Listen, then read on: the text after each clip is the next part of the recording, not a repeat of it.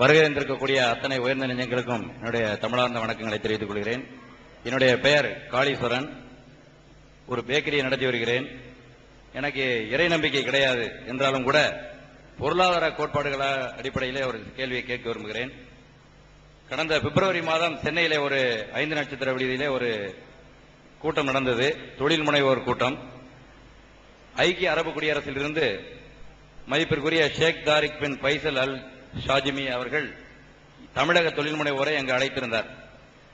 அந்த நாட்டிலே இஸ்லாமிய சட்டத்தின் அடிப்படையிலே அங்கு தொடங்கப்படக்கூடிய தொழில்களுக்கு வங்கியிலே கடனுதவி கொடுத்தால் அதற்கு வட்டி கிடையாது என்பதை உறுதியாக தெரிவித்தார். சில வரி நிவாரணங்கள் எல்லாம் சொன்னார்கள். பேங்க்ல அந்த சர்வீஸ் சார்ஜ் என்று மட்டும் ஒன்று போடுகிறார்கள். நம்முடைய இந்தியாவிலே பொது சிவில் சட்டம் என்று கேட்கிறவர்களுடைய ஆட்சி இன்று நடந்து கொண்டிருக்கிறது. மதம், அரசியல், தேசிய பொருளாதாரத்திற்கு ஒற்றுமை இருக்கிறது. இறை மறுப்பிற்கு அப்பாற்பட்டு இந்த கேள்வி நான் கேட்கிறேன். இந்த அடிப்படையிலே இந்த பொது சிவில் சட்டம் கேட்கிறவர்களை 100 பேரை நாம் விசாரித்தோமே என்றால் இந்த பலதார மனம் அவர்கள் மதத்திலே இருக்கிறது, நமக்கு இல்லை என்ற கருத்தை தான் சொல்கிறார்கள் என்ற இந்த பொது சிவில் சட்டத்தை பற்றி முழுமையாக அறிந்திருந்து பேசக்கூடியவர்களுடைய சதவீதம் குறைவு.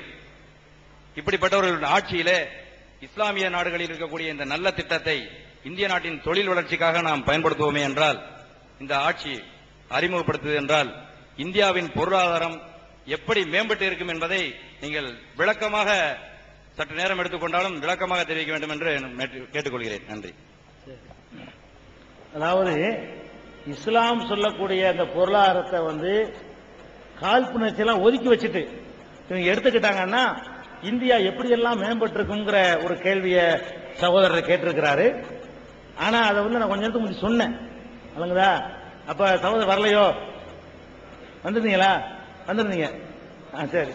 அதாவது நம்ம நாட்டில் வட்டி மட்டுமே 26 கோடி போகுதுன்னு சொன்னேன். 26% இந்தியாவுடைய வருவாயில 26% வட்டிக்கு செலுத்தப்படுது. அந்த வட்டி முதல்ல மிச்சமாகும். 26% சும்மாவாங்க. ஒரு நாட்டில் திடீர்னு தூக்குனாப்புல 26% கிடைக்குது வருமானத்தில். அப்ப அந்த மாதிரியான வட்டி இல்லாத பொருளாதாரத்தை கொண்டு வந்தோம்னு சொன்னா 26% வைத்து ஒரு நாட்டை எவ்வளவோ வளப்படுத்தலாம், எவ்வளவோ மேம்படுத்தலாம். இப்படியான பொருளாதார சொல்ல போனா அதே மாதிரி இஸ்லாம் சொல்லக்கூடிய ஜக்காத், ஜக்காத்னு ஒரு பொருளாதார திட்டம். அது என்ன ஜக்காத்து? ஒவ்வொருத்தருடைய சொத்துக்களையும் கணக்கெடுத்து 2.5% கம்பல்சரியா அவங்ககிட்ட கைப்பற்றுறது. அதுக்கு பேர் ஜக்காத். 4 8 தர்மம் கொடுக்கறதுக்கு பேர் இல்ல ஜக்காத். ஜக்காத் என்று சொன்னா எல்லாருடைய சொத்துக்கள் கணக்கு எடுக்கப்படணும். யாரெல்லாம் ஒரு 87,000 ரூபாய் இன்னைக்கு கணக்குக்கு அதுக்கு அதிகமா வைத்திருக்கிறார்களோ, 87,000 ஒரு சாதாரண தொகை இஸ்லாம் சொல்லுது. அதை விட 11 பவுனுக்கு உள்ள தொகை, 11 பவுன் தங்கத்துக்கு உள்ள தொகை, அதுக்கு மேல யாரிடமெல்லாம் இருக்கிறதோ அவ்வளவு பேருடைய கணக்கை எடுத்து 2.5% கட்டாயமாக வசூலிக்கணும். வருமானத்துக்கு வரி போடக்கூடாது, விற்பனைக்கு வரி போடக்கூடாது. விற்பனை வரி எல்லாம் வசூலிக்கப்பட முடியாது. விற்பனை வரியில பில்லு போட மாட்டான். வியாபாரம் பண்றான்னு சொன்னா 90% பில் போட மாட்டான், வசூலிக்க முடியாது. விற்பனை வரியில நான் 10 ரூபாய்க்கு வாங்கி 5 ரூபாய்க்கு விற்றாலும் வரி கொடுக்கணும். இது அக்கிரமம்.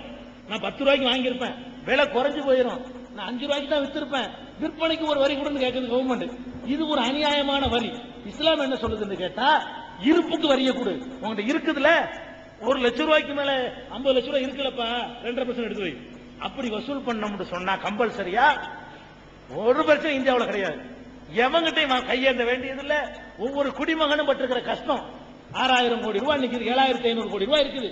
இந்த 7,500 கோடி ரூபாய் வயிற்றுல இருக்கிற குழந்தை வரைக்கும் கடனாளி. இன்னைக்கு அவ்வளவு கொடுத்தாதான் கடன் அதிகம். அவ்வளவு கடனை நம்மளாம் அழிச்சிட்டு தன்னிறைவாக நிமிர்ந்து வாழ முடியும்.